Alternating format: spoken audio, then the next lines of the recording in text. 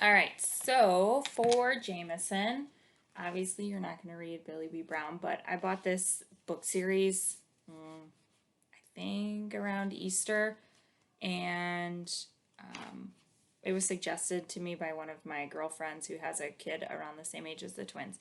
So, love these books. They're about 4 chapters, and I know that Usborne has like a Jack, like her best friend is Jack, and I think they have a Jack series.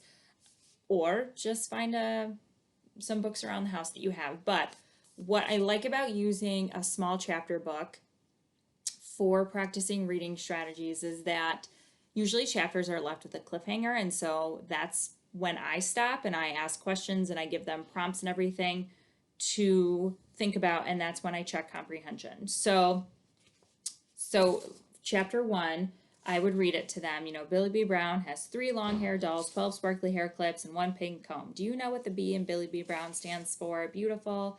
Da da da da. Okay, it has some graphics in there, and so I'll stop and I'll show them the graphics. And there's her friend Jack, and I like that there's dialogue in here between them, and so it takes me just a couple minutes to get through the chapter. I also really like that it has words that they might not know in bold or italics, and so I can stop and do some vocab and context with them. Yeah, so I really like that. But anyway, so chapter 2. So I'll finish the end. Anyway, Billy doesn't have time to worry about Jack now. She is a hairdresser and she has lots of customers. All right, so pretend I just read you the whole chapter. Now, I have these journals. Someone gave me these for a birthday or Christmas for the twins, and I had them kind of tucked away in my supplies. And when I was going through everything during e-learning, I found them and I was like, yes, I'm going to use them. So these are from Lakeshore Learning. There's one in Palatine. I'm giving one of these away at my launch party because I love them. They're so basic. Okay, so here is just an example. So it's a place to draw a picture, and then it has your big lines for the kids to draw.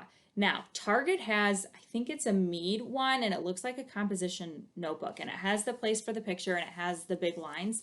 I think it's like $3.75. Okay, but what I like about Lakeshore is that the page on the back is full lines. And so it doesn't limit your kid to stop here. And the twins, as most kindergarten first graders have, they have really big handwriting. And so I like that Lakeshore Learning, if they get here, they don't feel like they have to stop because they're running out of room. They have all of this space here. So this is that consistency part that I was talking about. So this is their journal. This is like my journal with them. So we did their teacher stuff, and then this was me and them. This was my extension, my supplement to their reading. We did other stuff for math and science, but this is my reading extension with them. So I will turn to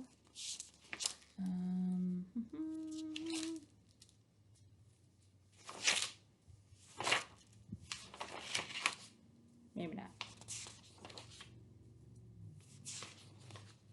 Oh, maybe it's way farther back. I don't know.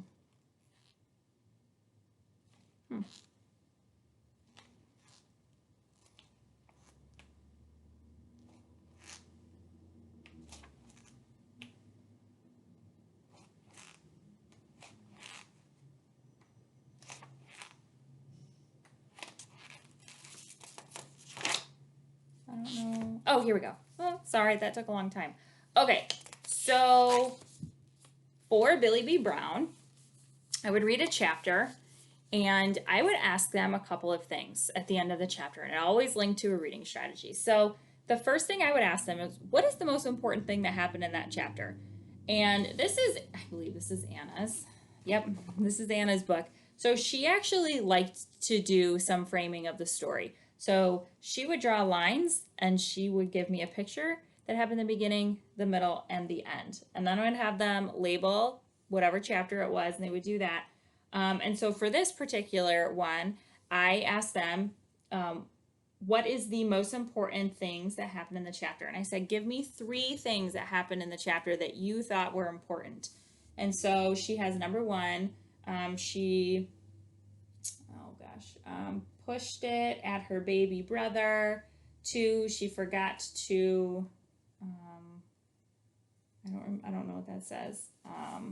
And she got, I think, angry. I don't think we went on the second page. Number 3, she got angry. So, right, give them time to write what they think is important, and then they share out. Obviously, I knew what she wrote at the time because she read it to me, but have them share out, and then that's where your follow-up questions happen. The other thing you can do is, so, on the next chapter, you don't have to ask, what is important, but you could say, hey, draw a picture of what happened. I think that's important. And then as they progress in this, Brittany, you can have them label their pictures and just kind of make that a little bit more of a visual strategy that they're using up here, which is also a reading strategy. And then down here, you could say, what do you think will happen next and why? So there's that predicting strategy. You can also say, have you ever experienced something like Billy B. Brown that happened to her in this chapter? Another reading strategy. An inference is a really great reading strategy. It's very complex for kids. So an inferring question might be, so what do you think of Billy right now?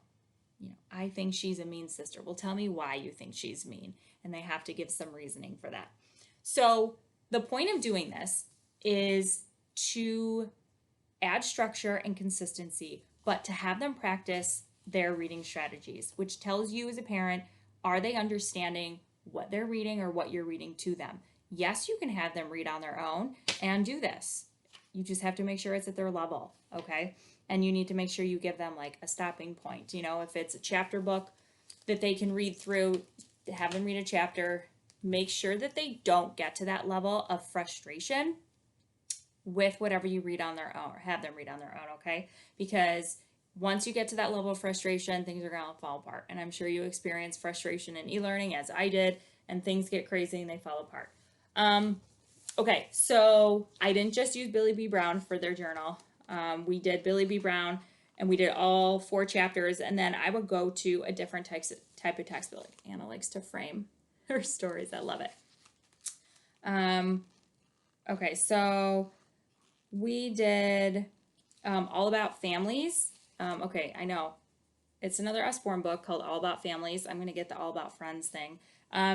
So really great book. It teaches kids about different families, but I read a couple pages from it, and then I had them write about their family. And so there's the connecting strategy right there. And lovely picture, all of us blondes. Yeah, Bill has long hair in this picture. Anyway, so I hope that helps. This was easier for me to do than type it all up in an email, but you have the PowerPoint with reading strategies. Remember to use Post-its with Beckett. I suggest getting this. I think it's $4 at Lakeshore. I think they have a $5 shipping sale right now. I feel like they should be paying me to promote them. But this is the best journal that I have had, that I've seen. I bought the Mead one because I wasn't sure, or I looked on Amazon for Lakeshore Learning, and they were like $12, this book. And I was like, no, I'm not going to do that. So I drove to Palatine, and I picked them up because it's not that far.